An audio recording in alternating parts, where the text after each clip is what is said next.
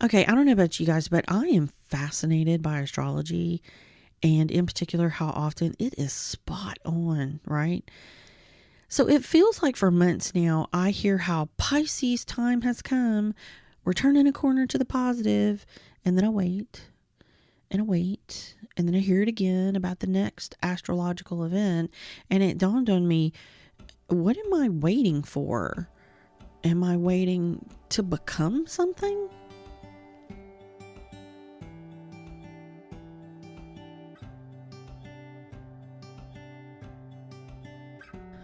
Welcome back to Soulful Wonderings, the space where we search for meaning in everyday life and honor the lessons that help us grow. I'm Heather and I'm your host. And before we get started, we would love it if you would subscribe to our podcast. You can also head over to our socials and follow us there, and all of that information will be in the show notes. So this week we are back to our series discussing the middle. I feel like we live our lives in the middle of pretty much everything. Something begins, maybe part of our journey, but do we really see the end of that journey, or are we always growing and evolving and changing? Hence, the middle. Lately, for me, the thing I feel truly in the middle of is becoming who I am or who I'm meant to be. Look, it's no secret that I've lived most of my life being who others wanted me to be, being the ultimate people pleaser. But the truth is, I always felt like I was on the fringe. You know, I've never felt like I fit in anywhere. School, work, family. I've always been just sort of slightly out of step with everyone else. You know, a little bit different. People say, oh yeah, she's a little different. And of course, the people pleaser has always followed the rules and done as I was told. It often never really dawned on me to do it differently, or push the envelope, or go against the grain, or any other cliches we feel like we can add in there. No. The point is, it just never hit me to do that. Now, don't get me wrong. Over the years, I would have moments where I would question, or I would feel drawn to these things that were outside my norm. But I would often kind of push them to the side and go back to my normal life. And then we all know the story, if you've been keeping up, of me starting my spiritual journey.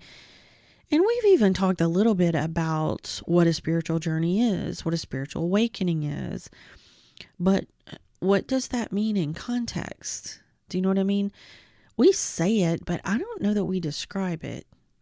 Okay, maybe that's not true. Maybe we do. That's probably what I'm doing, right? When I'm telling y'all these stories. And oh, by the way, there's more coming out about that next year. We'll get into that later. But it's kind of hard to explain to people. Do you know what I mean? When you're trying to explain what a spiritual awakening is to someone who has never experienced something like this, it's just so different and so crazy. I find the best way to do it is through example, which is what I do. But even then, people often look at you with that, that side head cock of confusion. Like you see like your puppy will do it. They'll look at you sideways like, what are you doing? And you know what I'm talking about. You get that look of, what now? So at the beginning of my journey, and I've said this, I was so excited. Oh my goodness. But I was also very confused. Because it was so very cool to finally be exploring all the things I had been drawn to but ignored. But this new world, it felt so vast and overwhelming. The more I learned, the more I discovered how much I didn't know. And the times I would think this would take a lifetime or more to figure out. See what I did there? I found myself in the middle again. Here's the rub though. While I found myself, beginning and therefore entering the middle of one journey, my quote unquote other life journey still exists actually. I still needed to figure out what being a Christian meant. I was still a wife and a mom. I'm a daughter and a sister. I'm a coworker and a friend. And all those things exist simultaneously. Now, mind you, I was nowhere near understanding or figuring out what my normal life was supposed to look like. And now here I am going to add some supernatural things to the mix, right? I mean, you can already get some crazy looks and some judgment for, how you parent, let's say. Now here I am. Oh, let's add witch to the mix. Or even better, by the way, did you know I have spirit guides that are dragons? Yeah, that exists. Oh, and that crazy wiggle that you just saw, it's not because I'm cold. It was because I got a chill because I feel that there's a ghost or a spirit nearby and they are now talking to me. And then there are the times where I just sort of all of a sudden stop talking because I can't listen to you for a second because my ear is ringing so loud that everything else is being drowned out. And I need to pay attention to that because now I know that the really loud ear ringing is a download and I don't want to miss that because I've learned the hard way not to ignore that. Because let me tell you something, if Creator wants you to get a message, trust me, he will find a way. Sure, normal Tuesday, right? And sometimes I look at my life and I think, what the fuck is happening? Am I going crazy? Where did all this come from? What the hell am I turning into? There's a simple answer to that. Myself. Because the truth is, I'm not adding new things per se. I'm uncovering what was already there. I'm just allowing my mind to open up and remember what I already know, what I already knew, and I forgot. Because the truth is, I'm not becoming someone else. I'm becoming who I was supposed to be all along. It's me. It's just more authentic and real. Because I'm not denying who I really am anymore. But at the same time, I'm still a wife, a mom, a sister, a friend, a coworker, who, by the way, works a corporate job and lives in the Bible Belt surrounded by Catholic churches. So anyway, all of that is to say, I may have points, maybe even before, where I sounded super confident going, that's who I am, bitch. Right. Sure, right now. But your normal Tuesday and my normal Tuesday don't always look the same. And more days than not, I'm still in the middle of reconciling both of these worlds, right? Okay, I say it's two worlds, but they really aren't, are they? I've viewed them as different. Mainly because society, and those who don't live in my head have viewed me as one thing. They view this is the thing they're used to. This is the thing they judge me by, whether that's good or bad. And now there's something else that I'm introducing to them. And the truth is, all of us are kind of meeting this new me for the first time, outwardly at least.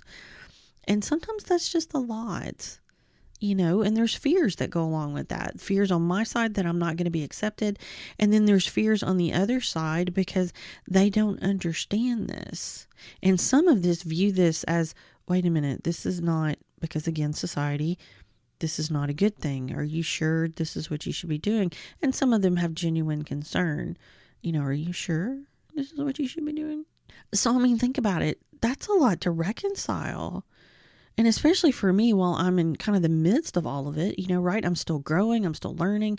I'm still changing on all of those fronts, every single one of them. So damn, Felicia, sometimes I just need a second. Sorry, that was bad. But, sometimes I just need some grace when my beliefs change or my perspective changes, because it will on a Tuesday or a Wednesday or a Saturday or really any other normal day. Okay, so now you ready for kind of the next step or the next thing I'm going to tell you? That's just my example. You're going to have your own. Everyone will have their own.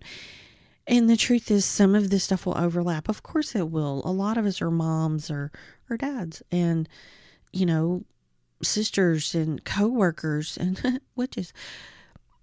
And so some of it's going to overlap because we're going to have similar things happen in our lives, but they're going to be different too, because all of us are unique. Therefore, our journey is going to be unique. My point is, when you start making decisions to change and to heal and to learn and to grow, you start to become. And it can feel crazy and out of control at times. But that's because letting go of a comfort is hard. And then when we have to actually admit we weren't being who we truly are this whole time, we weren't being who we are and who we're meant to be, that's hard too. Because it's like we're admitting that we've been wrong the whole time. Or in my case, lied to the whole time. But that's another place where that grace we were talking about, that's where that comes in, right? We have to show ourselves grace. Because the truth is, the reality is, our timing is divine and perfect. We wake up when we're meant to and when we're ready to. I look back on my life and I can assure you with certainty that if this has happened 20 years ago, I might have literally gone crazy. I was not ready for this then. I wasn't. And often when we can give ourselves grace, it proves as an example to others to do the same. Do you know, I think I've talked about this before. A lot of times you're going to receive the same energy you give, right? Somebody comes at you picking a fight, but you just don't participate, then it sort of knocks all the wind out of their sails. Because if you're not participating, then the fight's gone, right? So same thing with something like grace. If you're always giving people grace, it's hard for someone not to kind of reciprocate that. Plus, if you're in a good headspace about this whole thing, that ugliness of the others tends to just roll off a little easier. You know, I'm not saying it won't hurt or it won't suck, but when you find that peace to kind of let it go, after all, it's your becoming, not theirs. So it just makes it a little easier. I also want to touch on one thing really, really quickly. We can also become in a bad way, I think, when we allow ourselves to go down a dark path, to let negative thoughts and influences win. You know, we can become something we don't like. And I don't think that's authentic or becoming our true selves at all.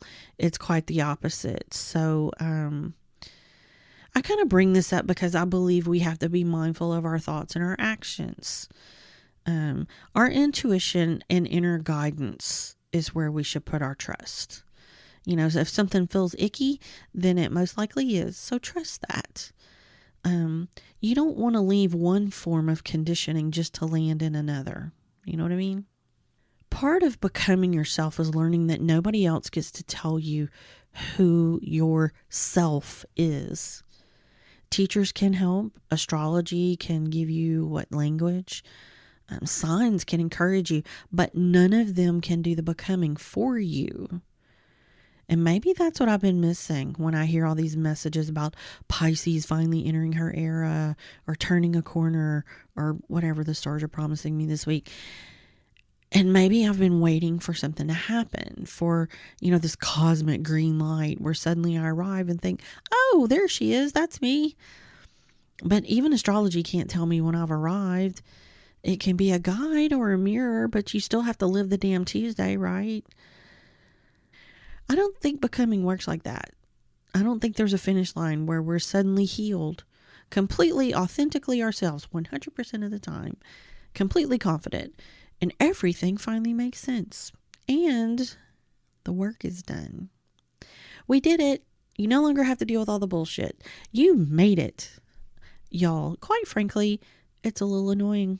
I mean, I would appreciate a certificate or at least acknowledgement, right? But maybe becoming is more about all of these tiny moments when we choose ourselves. When something feels wrong and we trust our gut to say no. When an old belief doesn't fit anymore and we allow ourselves to question it.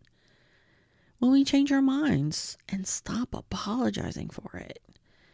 When we stop doing something just because we've always done it that way. When we discover some weird piece of ourselves and instead of immediately shoving it back in the closet, we get curious about it and we go on an adventure to explore it. When we stop outsourcing the definition of who we are. That's when the becoming happens. Maybe that's why it happens in the middle. Because I'm really starting to think I've been asking the wrong questions. I've been waiting for something or someone to tell me, okay, you've arrived. You're finally who you're supposed to be. But maybe I already am. Not finished, not completely figured out. Goodness knows not finished. But becoming. And becoming comfortable in the uncomfortable, unknown that comes with that. So maybe the question isn't, what am I becoming? Maybe it's, what part of myself am I finally ready to stop denying? And what would happen if I trusted her enough to let her exist? Because maybe becoming isn't about turning into someone new at all. Maybe it's about finally giving ourselves permission to be who we've been all along. Until next time, stay curious, trust yourself, and keep wondering.